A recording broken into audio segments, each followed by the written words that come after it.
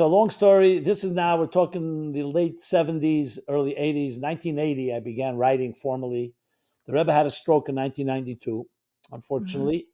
So my life, in a way, my career stopped because my whole life orbited around the Rebbe's talks and Mhm. not speaking, sadly. So I had to at that point, I was already 35 years old. So it's not old, but it's not young. And that's what Mhm. all I knew how to do. So I sat down and thought hard and long, what's my calling? And I Mhm. realized all these years that I've been working on these talks have trained me, besides the research and the knowledge, also the experience. And I knew God had also blessed me with the ability to communicate to audiences outside of the framework of language of Torah or or a Talmudic language or even Hebrew or Yiddish.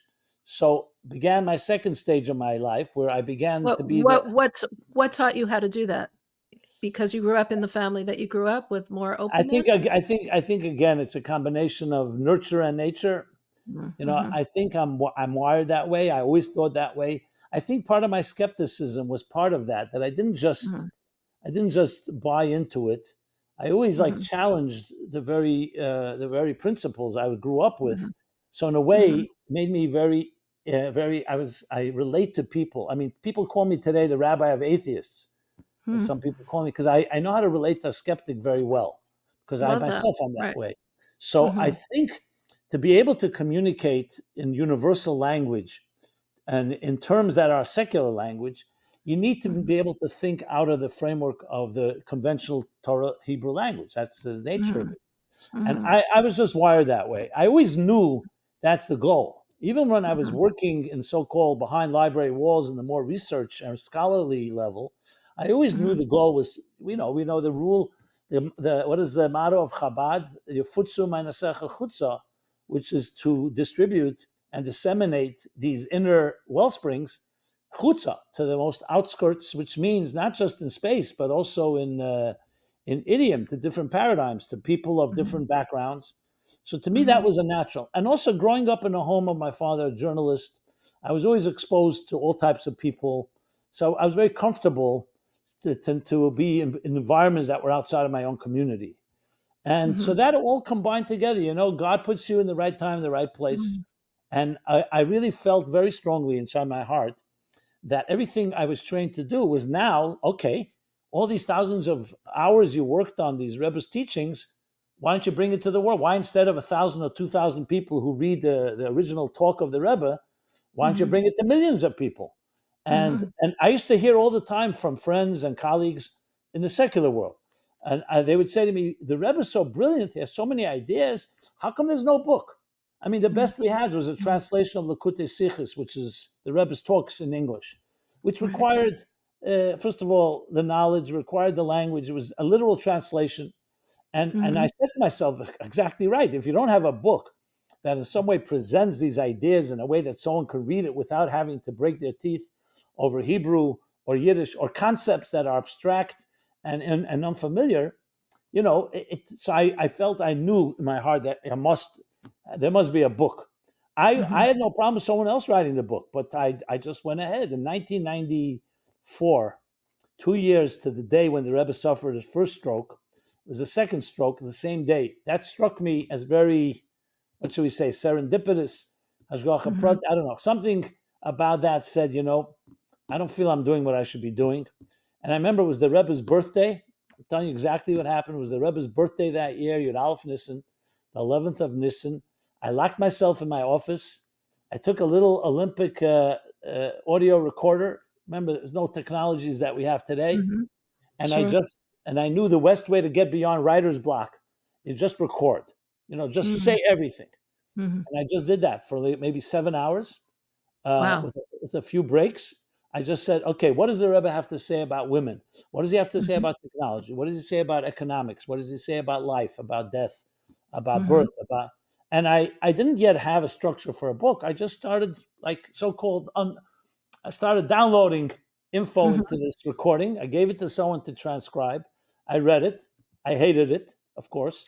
And Right. therefore I started editing it to make Wow. it. And that Wow. was that period. And then that June was Gimel Tammuz. the day of Mm, the Rebbe's passing. So I already had a manuscript then of a mm, first draft of the Rebbe on all these different various topics on life. mhm, mhm. And it's a long story, but briefly, it was divinely ordained, I can tell you, that I happened to meet an agent, a big literary agent, Richard Pine, who then in turn immediately had seen me on television the night before. Don't ask. The confluence of events was Wow. complete, completely beyond my control or plans. And he literally, when I walked into his office, someone introduced me. He said, "Were you on Charlie Rose last night?" And I said, "I was," because it was Hey Tammuz, 2 days after Gimel Tammuz, literally 1994, that summer. I was on a talk show, Charlie Rose about the Rebbe, together Wow. with Ari Goldman of the New York Mm, Times, and he says to me, I never watch it, but my wife said, let's watch Charlie Rose tonight. Why not? He says, I watched mm, it. His words to me. I'm not. I have to tell it to you because it's really amazing. He said to amazing. me, meeting is over. Whatever you have to say, we're going to get a book published. I didn't even sit Wow. down. I didn't sit down. I said, don't you want to look at the manuscript? He said, no. You're a communicator. I can tell. You know what you're saying. It's good for the Mm, Jews. It's good for me. So I asked him, are you a closet Chabadnik? And he right. said, no. He said, I'm a conservative Jew. I live in Westchester. And I just know this is it. The Pope, Wow. Lahavdil, had just given out his big book, came out then, like 9 million books were printed. The Pope, I don't know, the last Right. one. And he said to me, not the Pope, but the Rebbe should be the spokesman for the world about the Mm, vision of what God wants of us. Those were his words. incredible. Yeah. Wow. And Incredible. I said to him, so let me leave you the man. He said, okay, leave it. Within days, he had a deal with William Wow. Morrow. I'm telling you, I mean, you know the world of publishing a bit, I'm sure. This doesn't happen every day. Absolutely. For And, sure. Wow. they want Incredible. usually to see a draft, a chapter, Mhm, something. So it was clearly meant to be. And that's what I did. I essentially distilled all those years of working intensely in the sikhs in the world of the Rebbe's talks and teachings and turned it into Toward a Meaningful Life. And wow. 1995, a year later, it was actually came out. It was published. Mm, It didn't take me long to write because I right. knew, when you're focused and you know exactly, when you're not, it could take you 100 years. When you're Well, it took you focused, years to write, you just were studying for years about it, right? exactly. I always say it Yeah, took me 40 years and 3 months to write. Right. right. Exactly. Wow. And everything just clicked. Found a good Mm, editor, Stephen Dubner, who later would become the writer of Freakonomics. mm, mhm, And the publisher was great.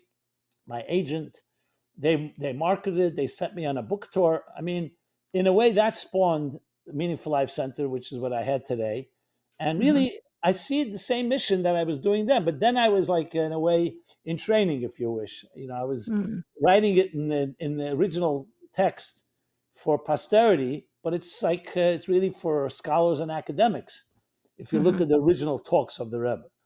mhm. Whereas now I was like communicating it and distilling it and translating it, not just To the translating it popular to world. language. Exactly. And the book Mhm, did really well, as you pointed out, translations. mhm, And ever since, it's created a demand for more. In many mhm, ways, that defines my life. I like to see myself, I call myself like a bridge between the spiritual and the secular, which mhm. is so basically, here's the Torah, the Rebbe's teachings, and then there's bringing it to the world. So it's a bridge, Wow. an interface.